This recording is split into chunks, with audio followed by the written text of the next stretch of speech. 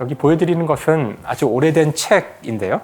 이 책의 이름은 유클리드가 썼던 기하학 원론이란 책이에요. 이 책 다 보셨죠?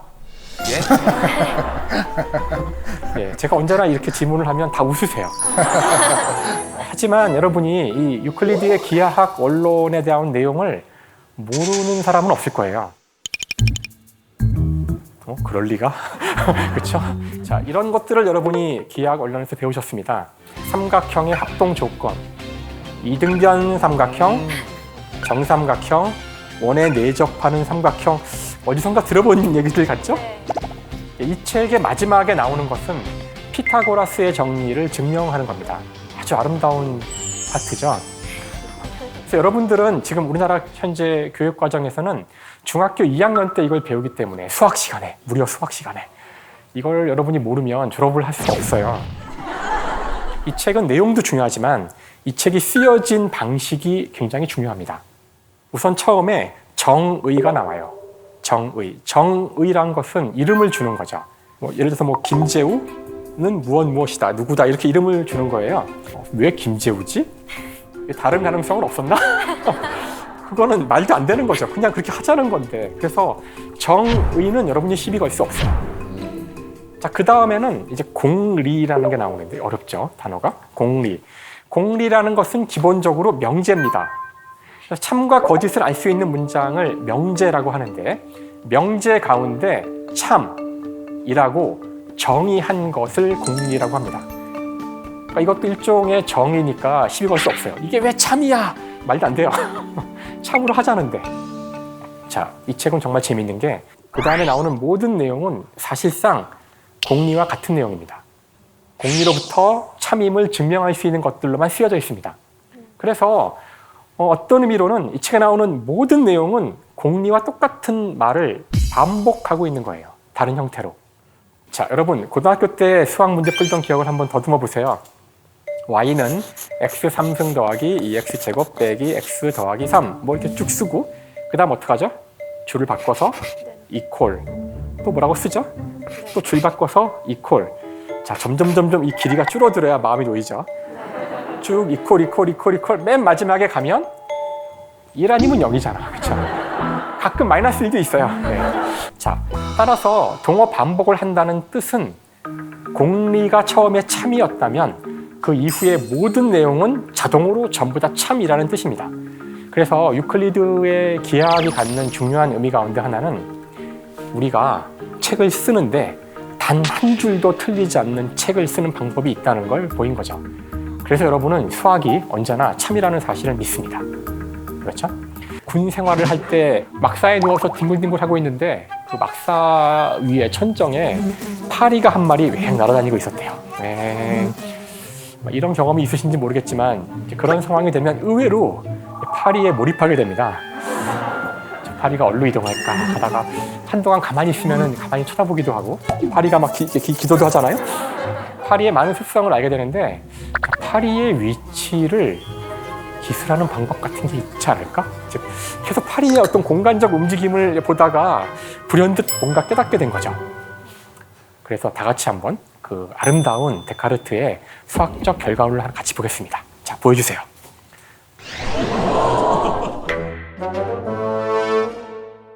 자, 이건 진짜 아름답죠? 저게 뭐예요? 왜 이렇게 술렁거리는 느낌이죠? 좌표계. 네. 공간상의 하나의 점을 x, y, z라는 세 개의 숫자로 표현한 거예요. 저것이 8이라면 8을 저렇게 나타낼 수가 있다는 뜻이죠.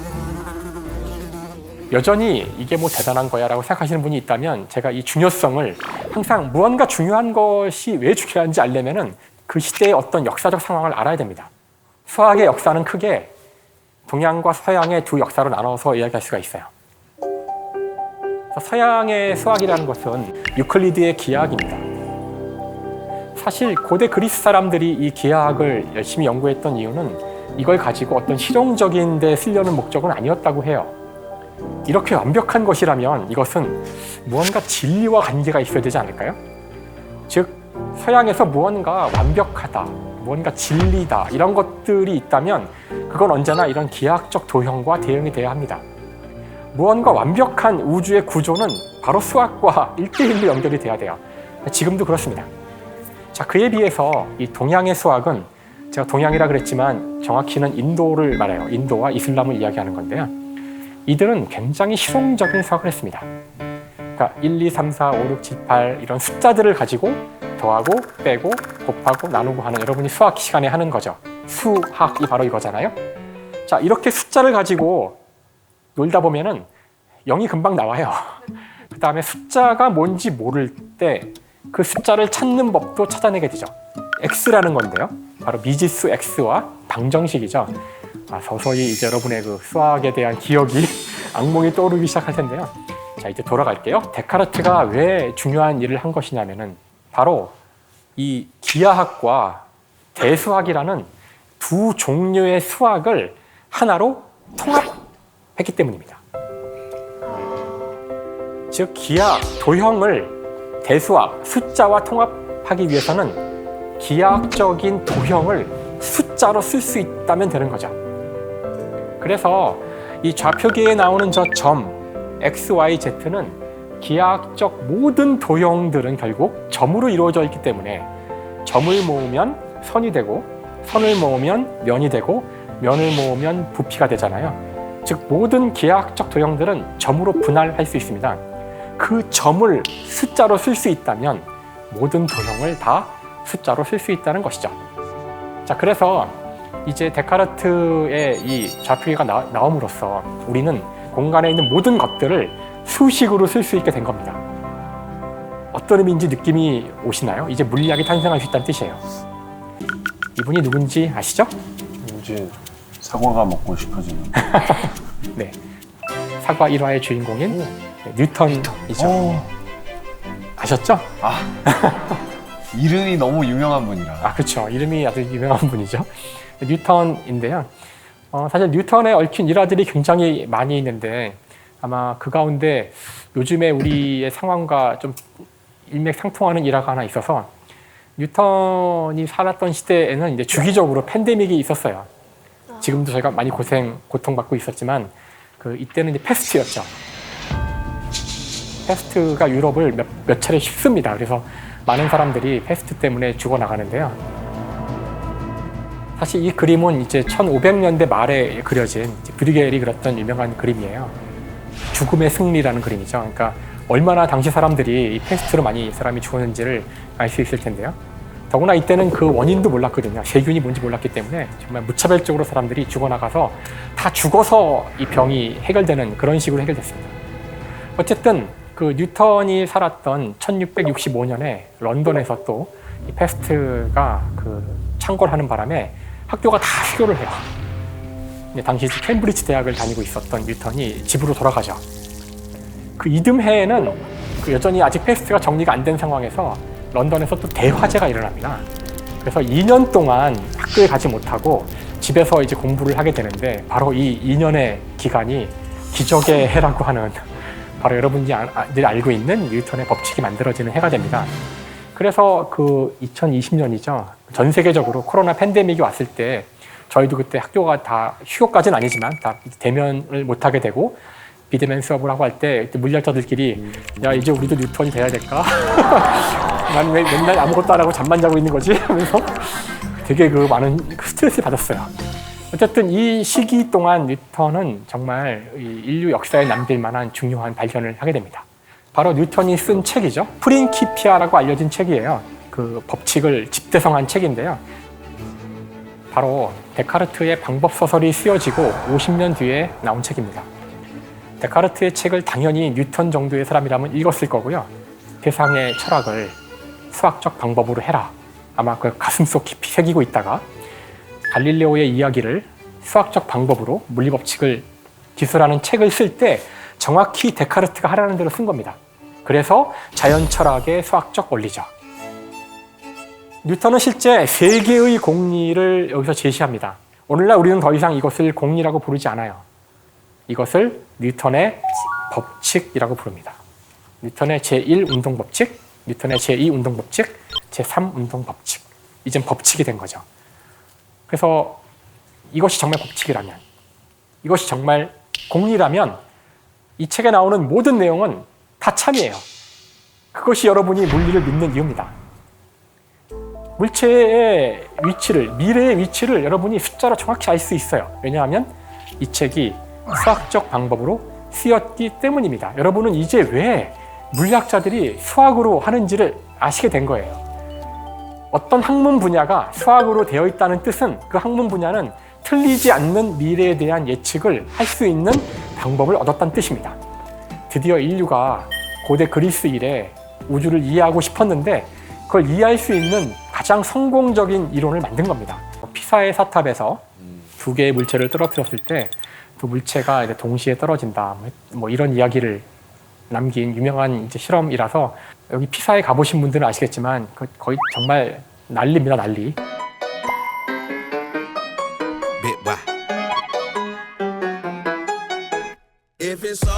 저 사탑을 뒤에 놓고 이 사진을 찍기 위해서 멀리서 이렇게 하면은 다 나오잖아요. 뭐 이런 사람도 있고, 뭐 이런 사람도 있고, 온갖 그 연출이 일어나는 그런 곳인데요. 이 실험을 한 것은 뭐 기록에 남아 있는데 이걸 해가지고서 뭐 정말 결과를 얻었는지는 확실하진 않아요. 직접 해보시면 동시에 떨어뜨리기가 어렵거든요. 이게. 자, 하나, 둘. 아, 똑같이 안 됐어. 전체까지. 자, 그런데 이 실험의 핵심이 무엇이냐면은 무거운 공과 가벼운 공이 있는데 이걸 동시에 떨어뜨리면 상식적으로 생각했을 때 무거운 게 먼저 떨어질 것 같잖아요. 그렇죠? 근데 이 실험을 해보면 동시에 떨어진다는 걸 주장하는 겁니다. 그 실제 갈릴레오가 이 실험을 해서 동시에 떨어지네 하고서 그런 주장을 했던 건 아니에요. 갈릴레오는 언제나 몸을 쓰지 않고 머리로만 많은 걸 해결하는 사람이거든요. 그래서 이런 논증을 합니다. 진짜 갈릴레오가 쓴 책을 보면 대단히 재미가 있는데요.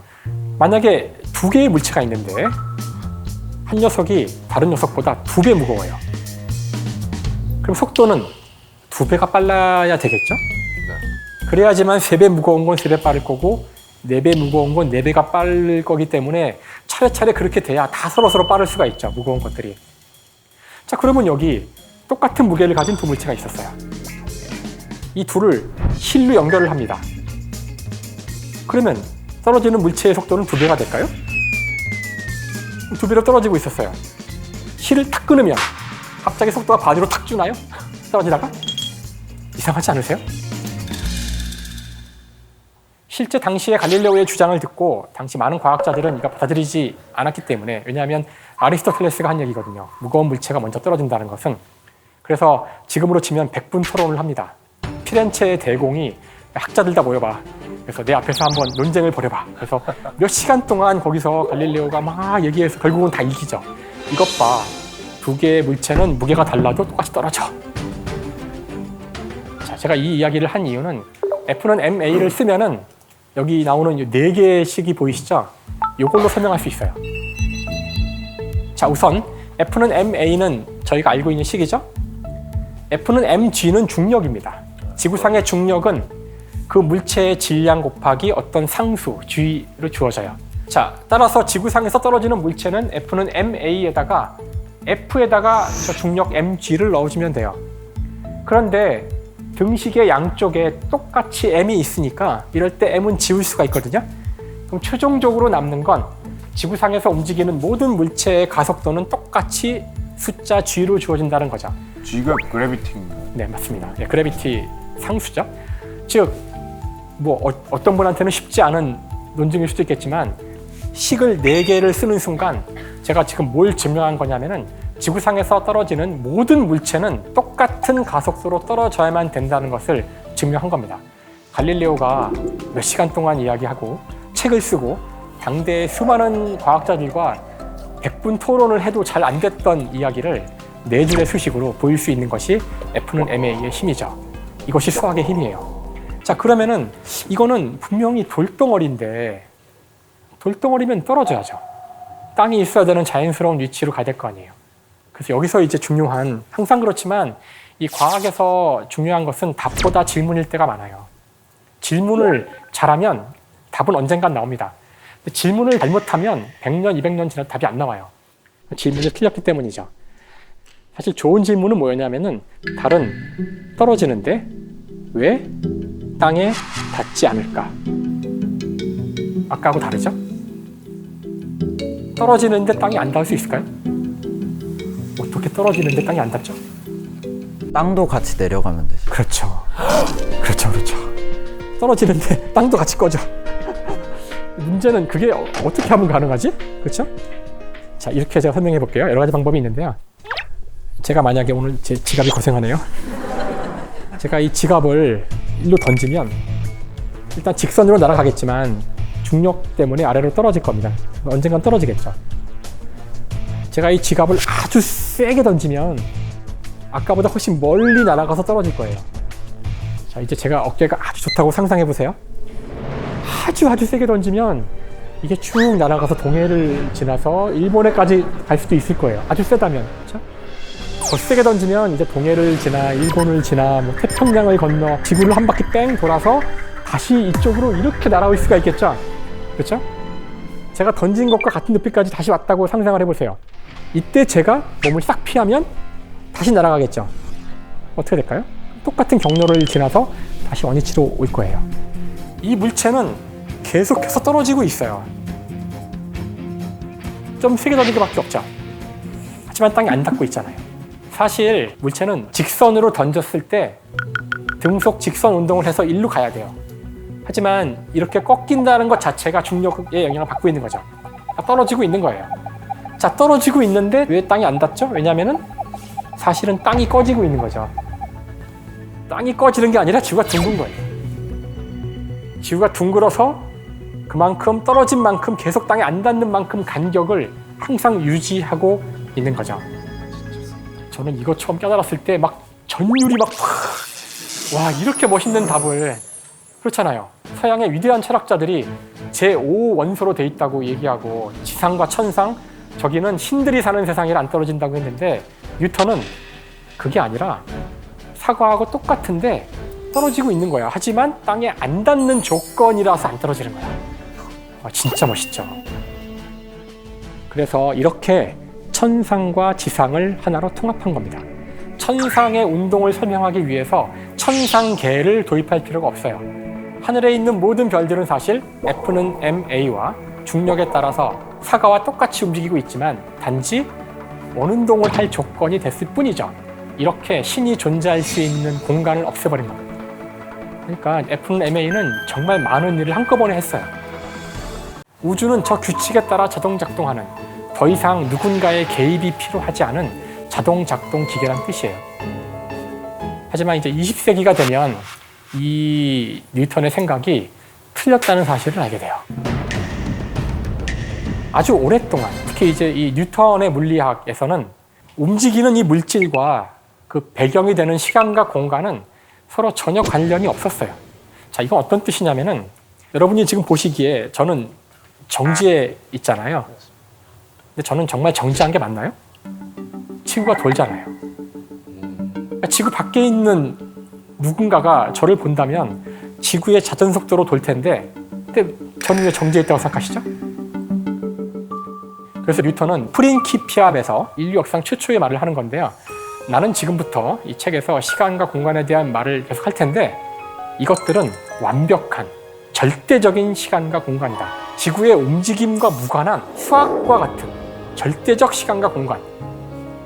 하지만 20세기에 들어서서 이제 물리학자들이 새로운 사실을 알게 되는데 물질이 시간과 공간에 영향을 준다는 사실을 알게 돼요. 과연 누구일지 우리 모두가 알고 있는 과학자, 바로 아인슈타인이죠.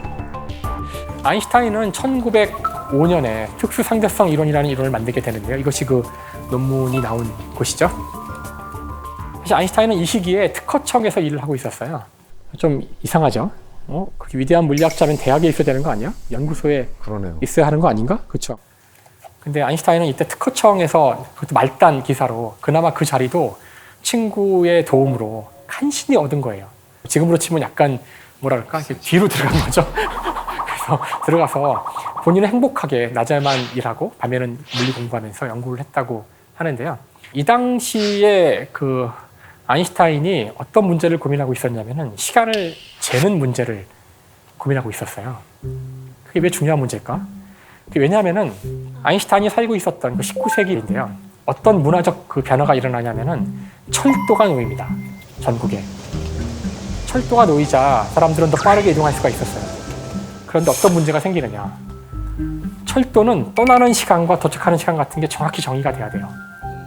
그러려면은 전국을 통틀어서 시간이 통일되어 있어야 됩니다.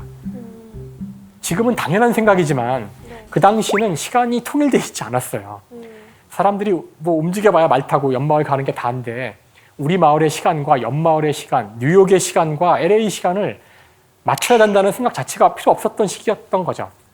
그래서 각 도시는 자기마다의 시간이 있어요. 자기 머리 꼭대기에 태양이 올 때가 12시예요. 하지만 기차가 이제 그 도시들을 꿰뚫고 다니기 시작하자 뉴욕에서 시계를 가지고 떠나는 시간 이야기하고 이동 중에 또 시계를 바꾸고 이러면 엉망진창이 되잖아요. 그래서 표준시라는 개념이 나오게 돼요. 처음에 표준시를 만들자고 했을 때 각 도시가 저항합니다. 아니 우리 시간도 우리 마음대로 못 정해? 막 싸우는 거죠. 몇 차례 회의가 결렬되는데요. 결국은 표준시가 정해져요. 어떻게 하냐면은 그 철도청이죠. 그러니까 철도업자들이 자기 멋대로 그냥 시간을 정해버려요. 그러자 도시가 안 따라갈 방법이 없어요. 안 따라갔다가 시간 그 기차를 다 놓치잖아요. 그래서 이 당시에 특허청에 나왔던 수많은 특허들 중에 하나가 이런 거예요. A 도시와 B 도시의 시간을 맞추는 거죠. 어떻게 하면 전신기를 이용해서 동시에 시간을 동기화시키느냐. 이런 특허들을 검토하고 있던 아인슈타인이 아마 시간의 본질에 대해서 고민을 많이 했을 것 같아요. 그래서 놀랍게도 시간의 본질이 뭘까? 시간이란 무엇인가? 이런 고민을 하다가 이제 오늘날 우리가 알고 있는 특수상대성 이론이라는 놀라운 시공간에 대한 모든 개념을 깨는 그런 결과를 얻게 됩니다.